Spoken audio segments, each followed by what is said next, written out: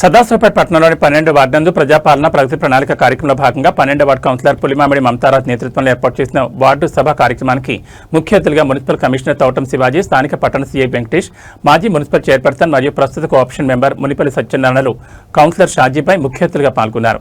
ఈ కార్యక్రమాన్ని ఉద్దేశించి మున్సిపల్ కమిషనర్ మరియు సీఐ వెంకటేష్ మాట్లాడారు. ఈ కార్యక్రమంలో వార్డు ప్రజలు చేలం మాధవి, ఆర్పి శారద, ఓబి అనిత, శశికళ, మంజుల, శైలజ, ధనలక్ష్మి, లావణ్య, రాధాబాయి, మాధవి గౌడ్, నీలి అంబాదాస్, వేణు, కె కృష్ణ, తాల్మల రాము, సోమశంకర్ తదితరులు పాల్గొన్నారు. నిర్వినియోగ విధానాలను పాటిస్తాను. నా పరిసరాలను పరిశుభ్రంగా ఉంచుతాను. ఇతరులను కూడా పర్యావరణ పరిరక్షణకు ప్రేరేపిస్తాను. ఈరోజు మన వార్డు సభ నిర్వహించుకుంటున్నాం. వార్డు సభ ముఖ్య ఉద్దేశం ఏంటంటే ప్రభుత్వం ఎన్నో పథకాలు చేస్తుంది, ఎన్నో స్కీమ్ తీసుకొస్తుంది, అవన్నీ కూడా మీకు వివరిస్తుంది. మీరు తెలుసుకోవాలి. ఎందుకంటే ప్రభుత్వం ఉన్నదే ప్రభుత్వం మీకు చేస్తుంది, ఎన్ని పనులు చేస్తుందో తెలుసుకోవాలి.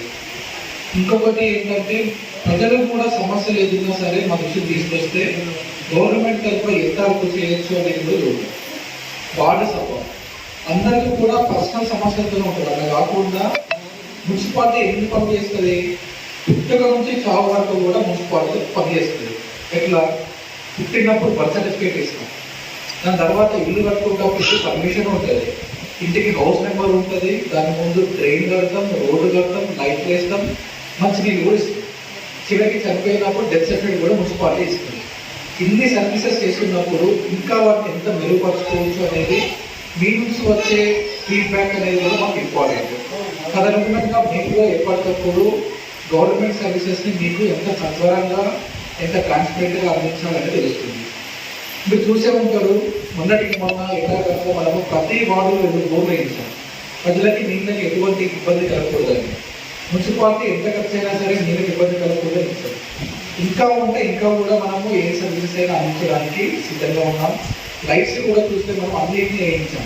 ఎక్కడైతే ప్రాబ్లం తెలుస్తుందో అక్కడ వెంటనే మనం లైట్స్ కూడా అందిస్తున్నాం. So water, street lights, sanitation అది రెగ్యులర్గా నిరంతరం చేసుకుంటే పని. మనకు దాని విలువ ఎప్పుడు తెలుస్తుంది అంటే 3-4 రోజులు చేయకపోతే దాని విలువ తెలుస్తుంది. అంటే పారిశుద్ధ కార్మికులు విధమైన స్లోన్ చేసి మనం అన్నారు. వాళ్ళందరినీ కూడా మనం గౌరవించాలి, ప్రేమగా పలకరించాలి. అంత పని చేస్తున్నప్పుడు, ఆ సర్వీస్ చేస్తున్నప్పుడు గౌరవం అందించాల్సిన బాధ్యత మన మీద ఉంది. సో దీని సమస్యలు, అప్లికేషన్స్, ఇప్పుడు ఇంధనం బిల్లు కూడా గవర్నమెంట్ కొత్తగా స్టార్ట్ చేసింది. సో నెక్స్ట్ రాబోయే తొందరలోనే వాటిని కూడా అర్హులైన పేదలకి, అందరికీ అవసరం ఉన్నా కానీ ముఖ్యంగా అర్హులైన పేదలకి అనేది ఫస్ట్ ఇస్తారు. దాని తర్వాత నెక్స్ట్ అర్హులు. ఇది కంటిన్యూస్ ప్రోగ్రామ్, నిరంతరంగా జరిగే ప్రోగ్రామ్ ఇంధనం బిల్లు అనేది. శుభోదయం, సభకు నమస్కారం.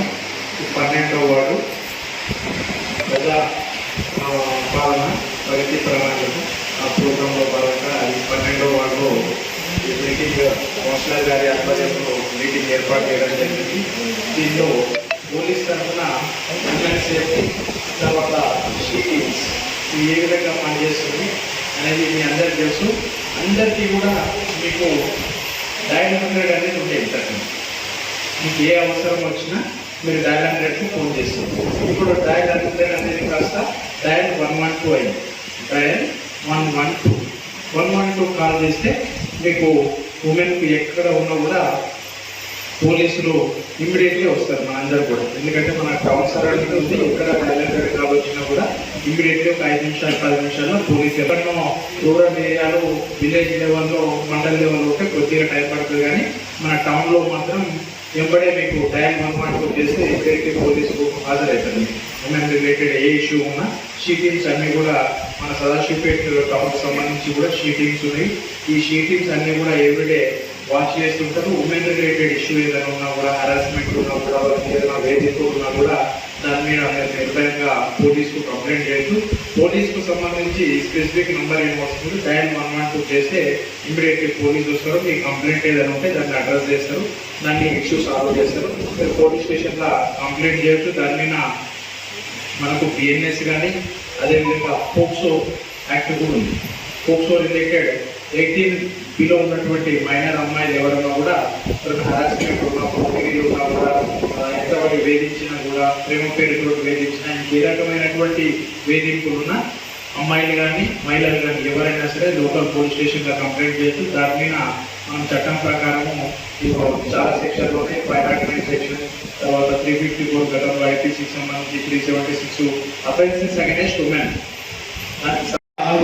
మోడల్ తీసుకున్నా లేదా, అదేవిధంగా మన గ్రామం మన పట్టణంలో ప్రతి స్ట్రీట్ వస్తుందా లేదా, ఈ మూడు ముఖ్య హెచ్చరిక చేసి ప్రతి వార్డులో ప్రతి గదిలో ప్రతి వార్డు తిరిగి మరి కమిషనర్ కానివ్వండి, మనం పురపాలకంగా ఈ వార్డు కౌన్సిలర్ కానివ్వండి తప్పకుండా చేస్తామని మనం చేస్తూ, ఒకవేళ మీరు మన గదిలో కూడా మన వార్డులో లైట్లు రాకుండా మోడల్ చేయకుండా మరి నీళ్ళు రాకుండా మాకు చైర్పర్సన్ కానీ మంత్రమ్మ కానీ కమిటీ మన సదస్సులు పట్టడాన్ని ఒక అభివృద్ధి చేసేటువంటి ముగిస్తూ ఇప్పుడు